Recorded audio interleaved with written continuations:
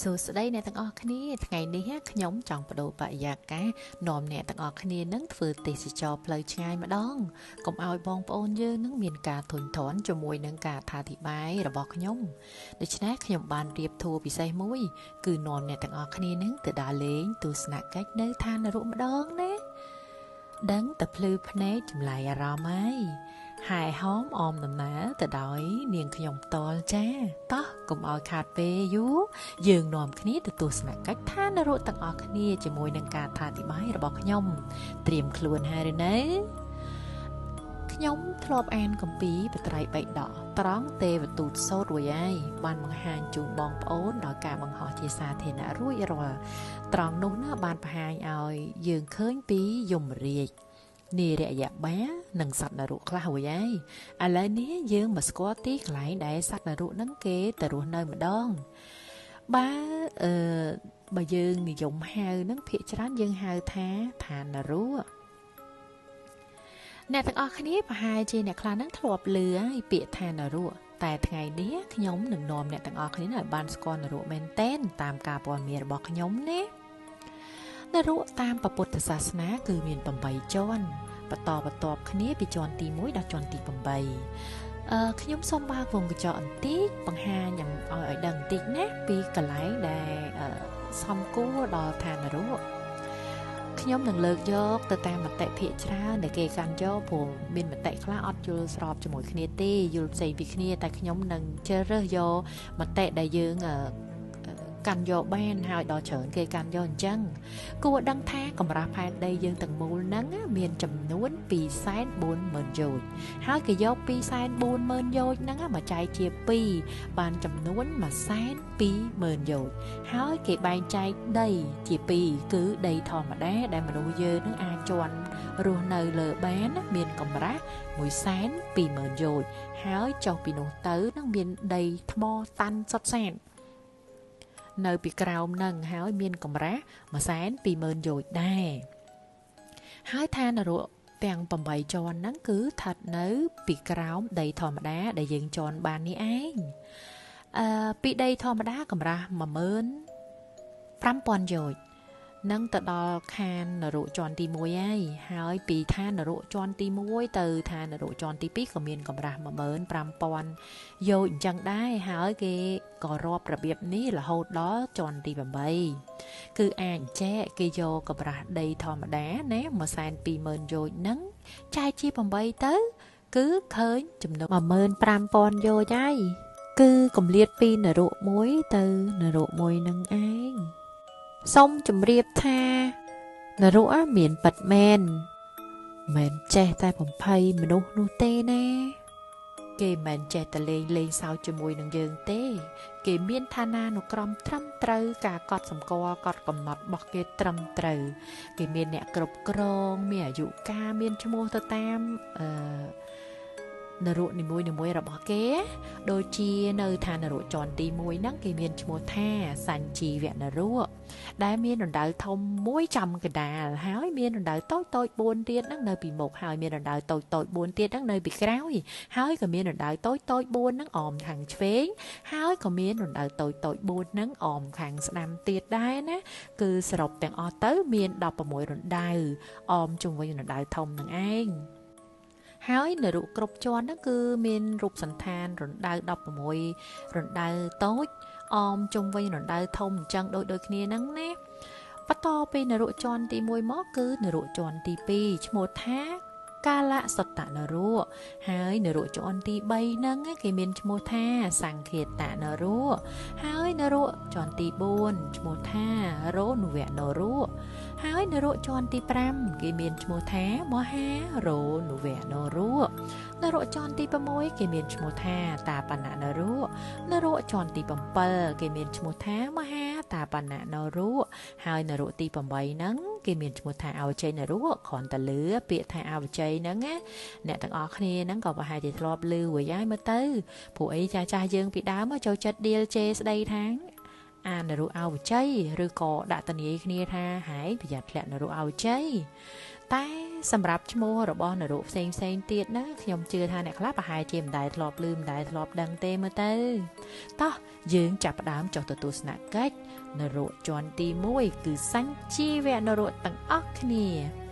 បានជាមានឈ្មោះថាសញ្ជីវនរោមកពីភាសាបាលីពាក្យថាសង្ឃបូកជីវៈគេចងវកហៈថាសង្ឃបណៈបណាំងជីវន្តិអេថាតេសជីវោប្រែថានេរយិការីសត្វនរោទាំងឡាយជីវន្តិរមែងមានជីវិតសង្ឃរឿយសង្ឃគឺថាបណៈបណាំងញយអេថាក្នុងនរោនេះអ៊ីតេព្រោះហេតុដូច្នេះសញ្ជីវោឈ្មោះថាសញ្ជីវនរោបើប្រែងាយស្រួលស្ដាប់ងាយស្រួលយល់ទៅនឹងសញ្ជីវនរោនឹងគេប្រែថានរោដែលកើតឥតឈប់ឈរពោគឺសត្វនរោត្រូវបំផ្លាញខ្ទេចខ្ទីរូបកាយអស់គ្មានសល់ហើយនឹងកើតថ្មីទៀតរហូតឥតឈប់ឈររហូតតតែអស់កម្មផុតកម្មទៅចប់អាណត្តិពីសញ្ជីវនរោហើយទៅចាប់បដិសន្ធិបន្តទៀតទៅតាមកម្មរបស់សត្វនឹងទៅហើយបើសួរថាកាលណាបានអស់អាណត្តិពីសញ្ជីវនរោទៅអញ្ចឹងយើងមកដឹងពីអាយុកាលរបស់សញ្ជីវនរោទាំងអស់គ្នាតាមគម្ពីរលោកបានសម្ដែងថាពេលវេលានៅសញ្ជីវនរោហ្នឹងរយៈពេលមួយយប់មួយថ្ងៃស្មើហ្នឹងពេលវេលានៅឋានមនុស្សលោកយើងហ្នឹង9លានឆ្នាំចាអ្នកទាំងអស់គ្នានឹងស្ដាប់អត់ច្រឡំទេគេសរសេរថា9លានឆ្នាំពិតមែនហើយអាយុកាលរបស់សញ្ជីវនរោហ្នឹងគឺតិចជាងគេហើយក្នុងចំណោមនរោផ្សេងហ្នឹងដែលគេមានអាយុត្រឹមតែ500ឆ្នាំប៉ុណ្ណោះតែ500ឆ្នាំប៉ុណ្ណោះមានអីយូរតែត្រូវដឹងថា500ឆ្នាំនេះមិនមែន500ឆ្នាំនៅឋានមនុស្សទេគឺ500ឆ្នាំតបគឺគេត្រូវយក500ឆ្នាំនោះទៅគុណនឹង9លានឆ្នាំនៃមនុស្សហើយគេយកមួយឆ្នាំមាន365ថ្ងៃហ្នឹងយក365ថ្ងៃហ្នឹងទៅគុណនឹង9លានឆ្នាំទៅនោះនឹងដឹងហើយថាវាយូរប៉ុណ្ណាសូមអញ្ជើញគុណលេខលេងនៅខ្លួនឯងចុះណាខ្ញុំមិនសូវប្រកែកណិតវិទ្យាប្រហែលទេមិនសូវចូលចិត្តគុណលេខទេសូមអញ្ជើញបងប្អូនទីងកាសូកាត់ខ្លួនឯងចុះកុំឃើញថាសញ្ជីវនរោជាជាន់ឋានៈជាឋាននរោឋានៈទី1ហើយមានអាយុកាលតិចជាងគេពីអាយុរបស់នរោផ្សេងហើយចង់មើលងាយគេណាកុំឲ្យសោះព្រោះថាសត្វដែលចាប់បដិសន្ធិនៅឋាននរោចន្ទទី1នេះត្រូវរងទុក្ខវេទនាខ្លោចផ្សាក្រៃណារកអីភាពទឹមគ្មានទេដែលថានរោនេះគឺជានរោដំបងបងអស់អញ្ចឹងការដែលយើងគេហៅថានៅជាមនុស្សយើងមិនធ្លាប់តែសុខក្តុំរមនាអីអញ្ចឹងទៅសោយសុខក្នុងជីវិតជាមនុស្សយើងអីអញ្ចឹងណាហើយឋាននរោនេះគឺជាការចាប់ផ្ដើមនៃការដាក់ទរណកម្មដំបងបងអស់ហើយយើងនឹងវាធ្លាប់តែរស់នៅសំណុកសុខស្រួលទោះឈឺចាប់តិចតួចក្តីមែនប៉ុន្តែយើងអាចទ្រាំទ្របាននិយាយទៅយើងគេហៅថាវានៅខានមនុស្សវាកំពុងអសោកដល់ពេលធ្លាក់មកឋាននរោភ្លាមវាផ្លាស់ប្ដូរដូចបាតដៃខ្នងដៃអញ្ចឹងយើងទទួលយកមិនបានណាទ្រាំបានលោកហើយលោកហើយវាខុសគ្នាដោយរបៀបថាដូចខ្ញុំនិយាយអញ្ចឹងវាខុសប្លែកពេកទៅវាអត់អាចយកអីមកប្រៀបបានទេកំពុងតែសុកមកធ្លាក់មកទុកខ្លាំងអញ្ចឹងវាអត់អាចប្រៀបកើតការឈឺចុកចាប់ទៅឋានមនុស្សលោកយើងយើងធ្លាប់ជួបប្រទះហើយប៉ុន្តែបើការឈឺចាប់នៅឋានមនុស្សនឹងយកមកប្រៀបទៅសញ្ជីវនរោវិញលោកប្រៀបលោកថាប្រៀបបានហូមជើងនៅឋាននរោនេះទេអ្នកណាខ្លះធ្លាប់លលាកទឹកក្តៅលលាកភ្លើងខ្ញុំធ្លាប់ធ្វើមហូបលលាកខ្លាញ់ត្រូវដៃពងដៃពងជើងពងមុខអូយឈឺចុកចាប់ណាបងប្អូនអើយហើយចុះឥឡូវសួរមួយទៀតមើលណាគេធ្លាប់បាក់ដៃបាក់ជើងឬក៏ឡានបុកតិចវគ្គណាមួយធ្វើការវះកាត់អីហ៎ចំណែកខ្ញុំធ្លាប់វះកាត់តសរសៃជើងឡើងវិញហើយក៏ធ្លាប់វះកាត់យកប្រមាត់ចេញដែរខ្ញុំឈឺចុកចាប់ខ្លាំងណាបងប្អូនប៉ុន្តែបើការសរសេររៀបរាប់របស់លោកបានរៀបរាប់ថាការឈឺចុកចាប់អារបៀបយើងនៅថ្នាក់មនុស្សលោកនេះអត់អាចប្រៀបនៅឋាននរោសញ្ជីវនរោគេនឹងបានទេនៅទីនេះគ្មានថ្នាំសន្លប់គ្មានថ្នាំស្ពឹកគ្មានធ្វើការវះកាត់អីឲ្យយើងបានទេគឺថាបើត្រូវកាប់ត្រូវវះត្រូវច្រាំគឺច្រាំឆៅតែម្ដងណាអ្នកទាំងអស់គ្នាហ ហើយទឹកដីរបស់សាន់ជីវៈនរុគឺមិនដីទេចាបើតាមគម្ពីរលោករៀបរាប់ប្រាប់ថានៅឋាននេះគឺពោពេញទៅដោយល្ងើកភ្លើងសុទ្ធតែម្ដងណាអត់មានកន្លែងចន្លោះទំនេរទុកឲ្យយើងនឹងដល់ច្រឡំយើងទុកឲ្យសត្វនរុនឹងច្រកកោនសម្រាប់សម្រានបានអីទេចាតិចលោគិតថាធ្វើទរណកម្មណាស់ពេកទៅអញហត់ណាស់ពេកឲ្យពួកឯងសម្រាប់បន្តិចទៅឲ្យពួកឯងនឹងវាក្តៅពេកអត់មានកន្លែងជន់ទេទៅរកកន្លែងដីណាទន្លេជន់តិចក៏មកលាកភ្លើងអី no អត់មានទេចាគឺថាសុទ្ធតែភ្លើងសន្ធោសន្ធៅតែម្ដងលោកក៏បានរៀបរាប់ទៀតថានៅពេលដែលសត្វមានបាបកម្មចុះទៅចាប់បដិសន្ធិនៅសញ្ជីវនរុភ្លាមហ្នឹងណាអំណាចនៃកម្មហ្នឹងបណ្ដាលឲ្យសត្វនរុហ្នឹងគឺកើតមកមានរូបរាងធំខ្ពស់តែម្ដងគេហៅថាអត្តនោម័តហ្មង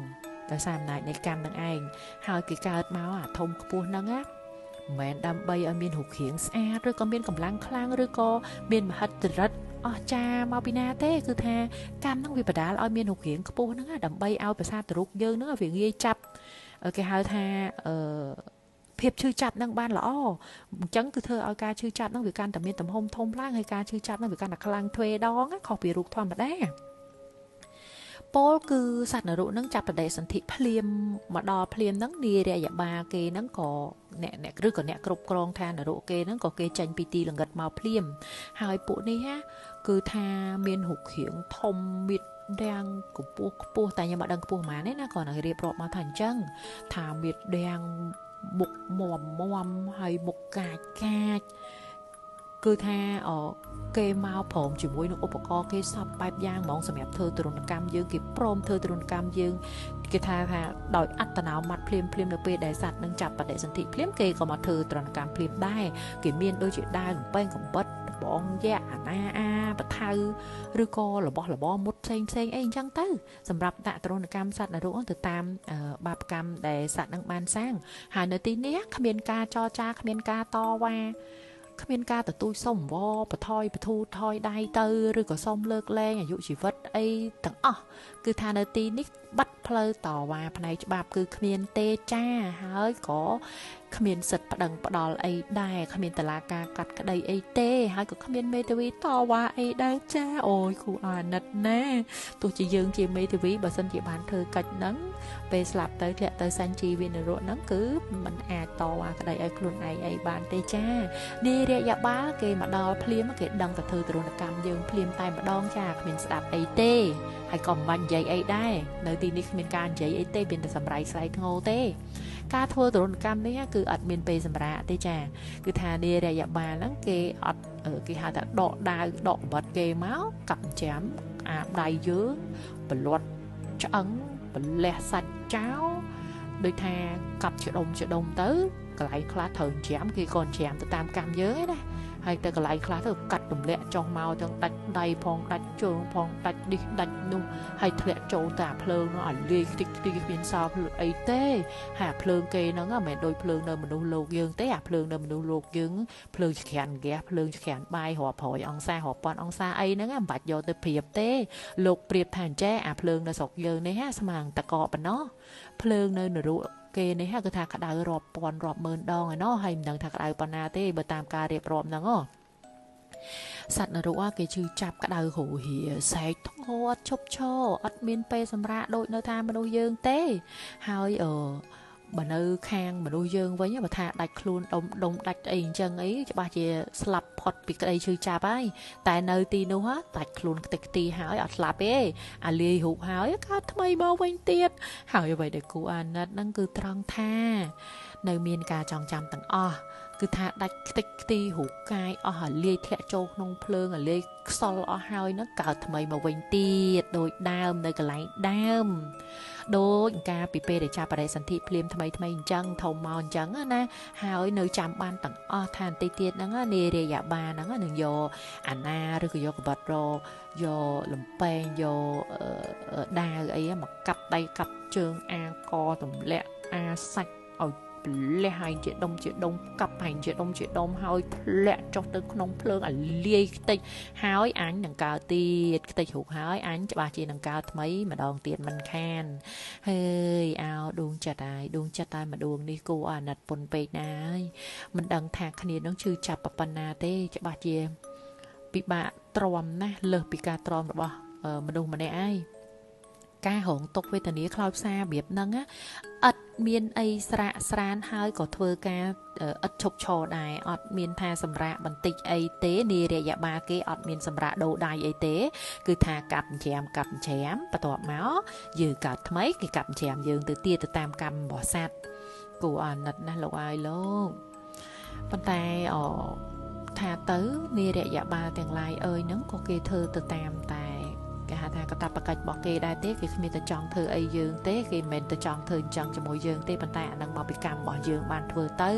ហើយក៏មកពីកម្មរបស់ពួកគាត់ដែរ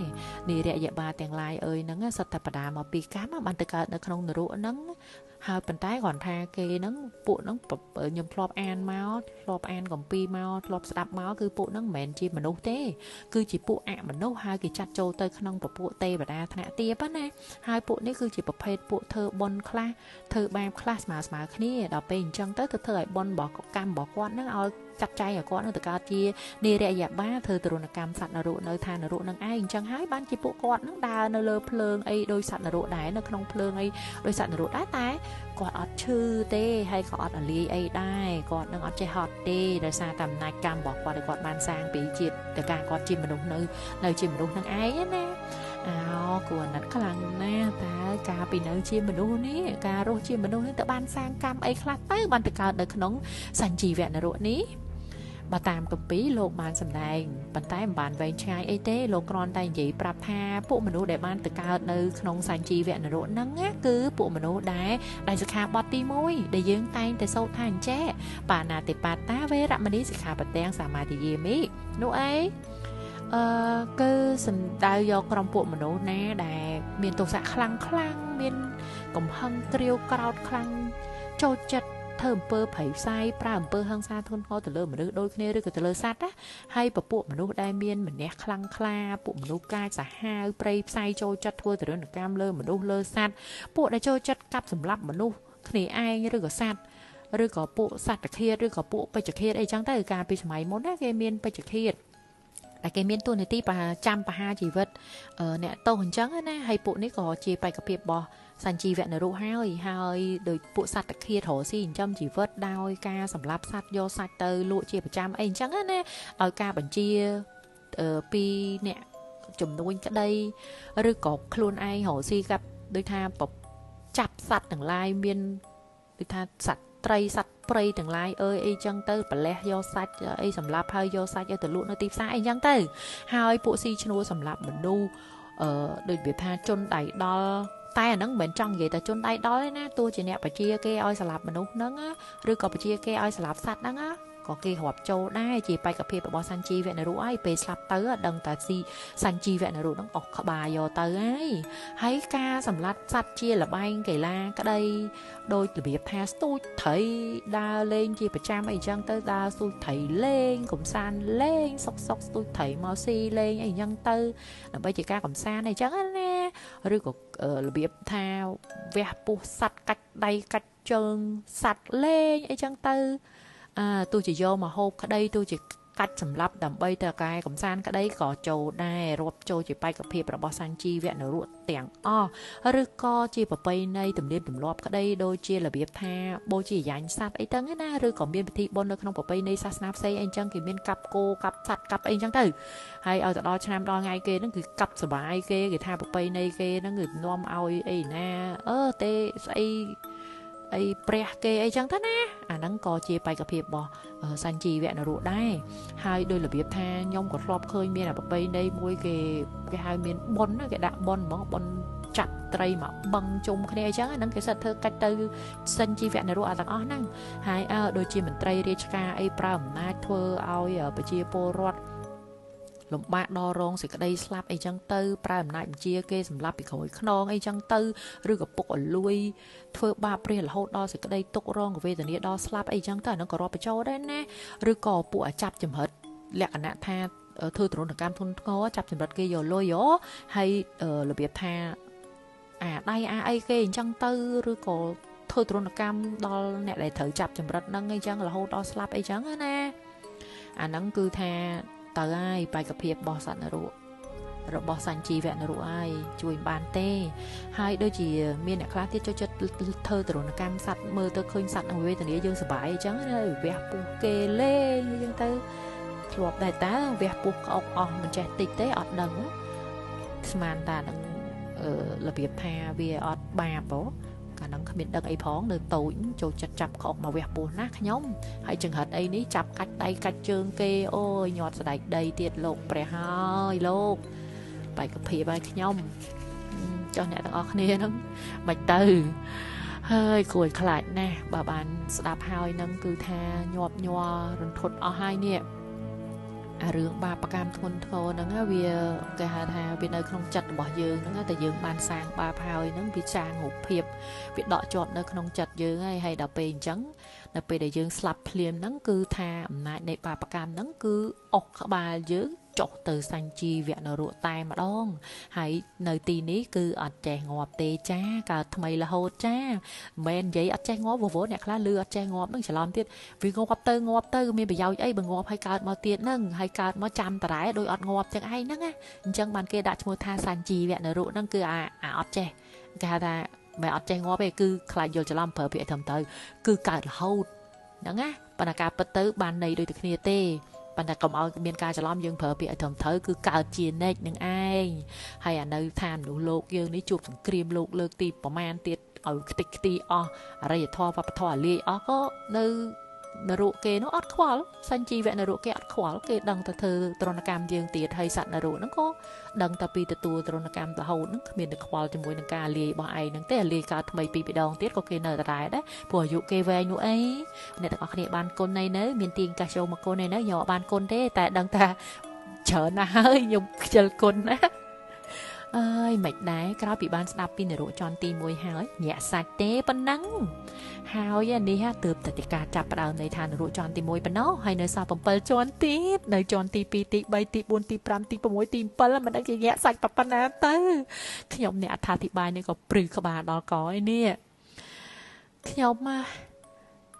អត់បាន20អ្នកទាំងអស់គ្នាណានិយាយមែនតើណាខ្ញុំគ្មានចេតនាក្នុងការ20ណាមួយទេខ្ញុំគ្រាន់តែបានដឹងបានឮខ្លះហើយខ្ញុំចង់ចែកម្លែកជាធម្មទានឲ្យដល់អ្នកទាំងអស់គ្នានោះបានដឹងខ្លះដែរខេងលោមានអ្នកខ្លះគាត់កំពុងតែប្រព្រឹត្តខុសឬក៏គាត់ចង់ទៅប្រព្រឹត្តខុសអីគាត់បានឮអីទៅគាត់នឹងបញ្ឈប់ទង្វើបាបកម្មដែលហុចផលឲ្យទៅកើតនៅសញ្ជីវៈនរកហ្នឹងណាធ្លាប់សង្កេតខ្លួនទេថាតើយើងជាបេក្ខភាពប្រព្រឹត្តគេហៅថាតើទង្វើរបស់យើងរាល់ថ្ងៃនេះឬក៏កន្លងមកនេះមានបានប្រព្រឹត្តបាបកម្មណាមួយដែលអាចคล้ายទៅជាបេក្ខភាពរបស់សញ្ជីវៈនរកទេ